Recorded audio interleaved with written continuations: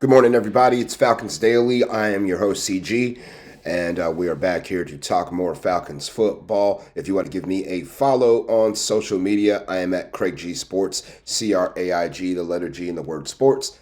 FanArch, their logo's in the top left corner right there. They're at FanArch Co., FANARCHCO. You can find us on social media under those handles. Not a good day for news if you're an Atlanta Falcons fan like I am, you are, and a lot of us watching this program right now. A lot of you heard yesterday that Michael Penix went on injured reserve, not season-ending injured reserve. There's been a lot of reports and speculation based on the injury surrounding Penix, but right now it's short-term IR. He is out for the next 4 ball games, and he could return after those 4 games. So he would obviously miss the Saints, the Jets. He would also miss the rematch with Tampa Bay and also the game against the Seahawks. He'd be eligible to come back against the Arizona Cardinals on the road after that. But and it was the knee injury is what took him down after getting sacked. Raheem Morris asked a ton of questions surrounding Penix's knee injury. And the one thing, again, that we do know is that he is on injured reserve. Reports surrounding saying it could be his PCL, could be that there's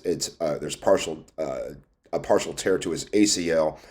So we will see about that. Raheem Morris, don't have the graphic for you on this one. I have another one that I wanted to share with you today. But Raheem said Mike will go to IR. Don't have any further information on some of those types of things, but pointed out that he'll go to IR. So that'll at least be a 4-week deal. If anything comes up after that, obviously you got some second options, and there'll be a bunch of different things that have to go on over the course of the next couple of days and figure out what else that is. So basically, figure out what it is. I mean, you already know the one thing that it is that Kirk Cousins is the starting quarterback. The next thing you need to figure out after that is who is going to be his backup quarterback. That's what's left to figure out after that. But can Kirk kind of, it's so ironic that we're seeing a reversal of fortune in a way.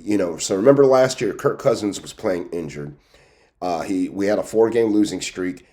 We finally got a win over the Raiders on Monday Night Football, but Kirk looked so bad that Raheem Morris felt compelled to put Michael Penix in to try to save the season then with 3 ball games to go. The NFC South title still, dangling over us like a carrot. How crazy is it that now, this season, we're needing Kirk Cousins to come in and save the season after Penix gets injured in a loss? And we've got 7 games to go now. So yeah, it doesn't feel good, in terms of needing to climb a extremely uphill battle to get back to 500 and let alone just make a shot at the playoffs. But the fact of the matter is, the reality of the situation is that the Falcons are mathematically alive for the NFC South crown.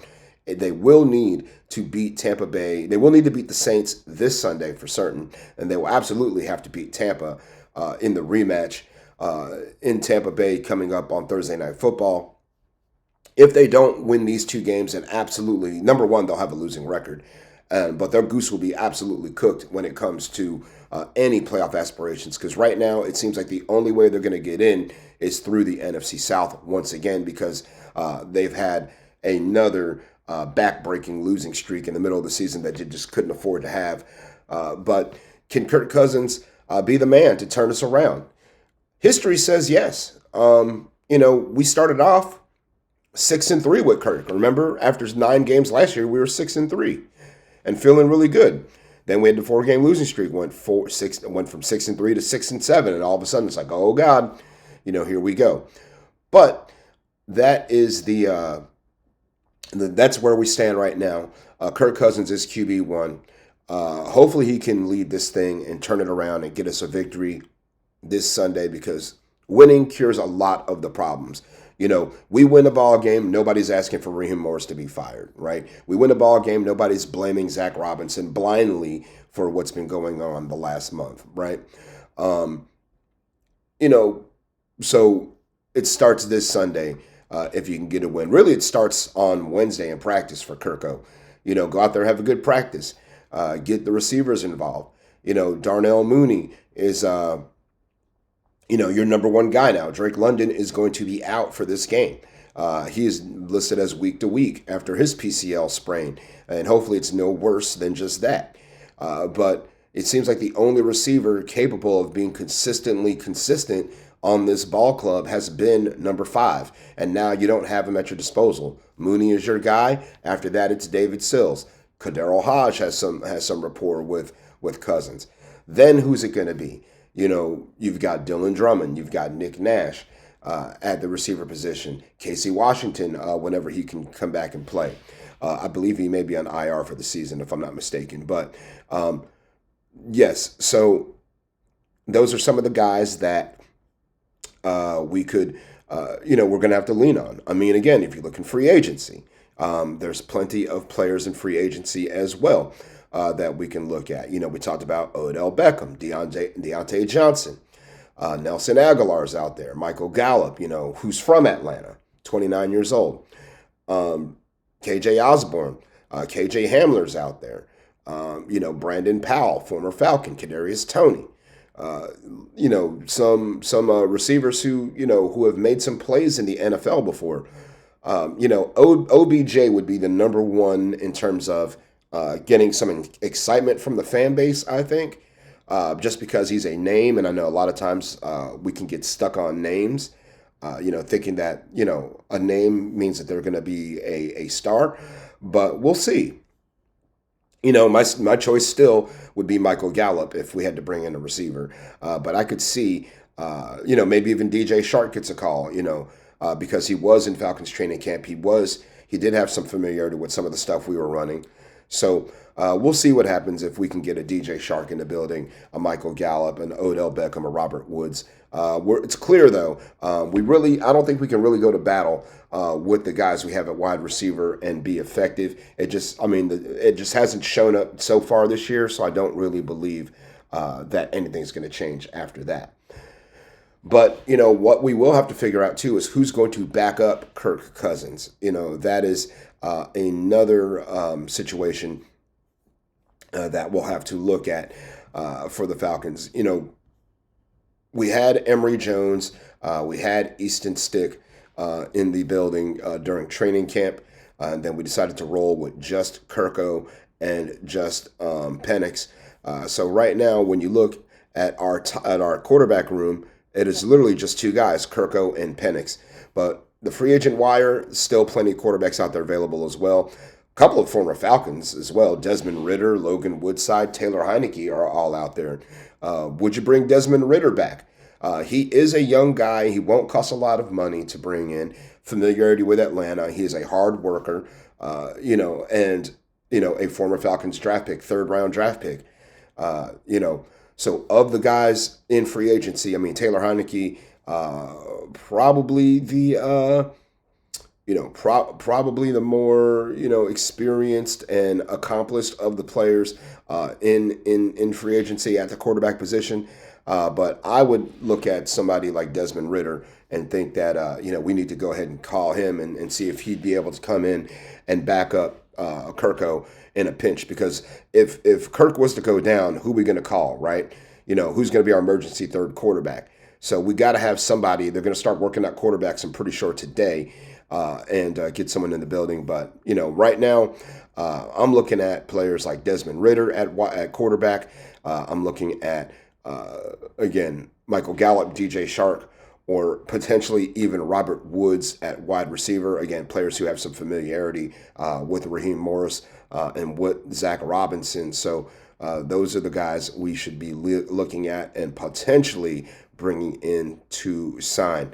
And again, we talk about who can help the Falcons offense right now, and that's why we looked at some of those wide receivers because inside the building right now, when you look at who the Falcons have on their depth chart, it doesn't really scare you too much right now when you're looking at the wide receiver room. After Darnell Mooney, you've got Casey Washington, David Sills, Jamal Agnew, Kadero Hodge. Those names don't do, in terms of threats on the outside doesn't really do much for me at all, to make me really be wary of who they've got. Again, looking at the practice squad, you've got players such as Chris Blair out there who did pretty well in the preseason. Devin Tompkins, Dylan Drummond, these are some of the guys on the practice squad for us right now. So I just don't know how we're going to look at it. I mean, Easton Stick is still on the practice squad as well, so he could be a standard elevation to back up Kirk Rowe. But I would still look outside the building. You need to have a third quarterback. So someone's going to come in and be that third guy. Who's it going to be? But we clearly need help at wide receiver. If it's my pick right now, I'm still going to go, when it comes to familiarity and things like that, Robert Woods would be the number one person I would give a call to right now. Outside of that, running game is looking sharp. I mean, we're okay when it comes to the running back depth. Tight ends, it's still been an issue all season long. I still would love to see Joshua Simon get involved, but clearly he must not be ready if he hasn't even been elevated from the practice squad yet. So what are we going to do? Hard to tell right now, but we've got to do something sooner than later. One thing that we all can rally around with all the negativity, all the bad feelings of these losses is the fact that it is Saints Week and it is Hate Week. And one thing we know is that it doesn't matter what our record is, their record is, it's going to be a hell of a ball game. The Saints are 2-8, we are 3-7. Feels like the 1970s all over again with these two rivals, just at the bottom of the basement of their division, but clearly hating each other as we always do. And one quote I always go back to, in order to get me ready for this ball game and to get my mindset to where I'm locked in and watching it and thinking about the rivalry, comes from our old head coach, Mike Smith, the first head coach of the Matt Ryan era, of course, former defensive coordinator of the Baltimore Ravens, or defensive coach for the Baltimore Ravens, defensive coordinator of the Jacksonville Jaguars, and was our head coach from 2008 to 2014. Mike Smith famously said, "We don't like them, they don't like us," and I think that is all you have to say about the ball game. And that's all that needs to be said about Saints and Falcons. We already know, they hate us, we hate them. And it doesn't matter if they're undefeated, if we're undefeated, if we're struggling, they're struggling. When we see the black and gold, we see red, and we turn on the juice. And if we can't get motivated to beat the New Orleans Saints and to give our best performance over the last month and a half, then perhaps it may be time to look at a new head coach. At that point, I would say Raheem has lost the locker room. I would say morale is not to where it needs to be. I'm not saying this Saints game is be-all, end-all, but if you want to stay alive in the NFC South, if you want to stay relevant in the NFC, even if it's by that much, by the inch between my two fingertips, if you want to have any chance of turning this season around, regaining any of the confidence of your fan base, you have to win this game. Wednesday, we'll be back with more Falcons Daily, and we will see where things go. Do we have new wide receivers? Do we have a new quarterback? Do we have anybody else in the building? Are we getting Divine Diablo back? We're getting anyone else back from IR that we could use their help. We'll find out. We'll see. But until then, sayonara and buenos noches.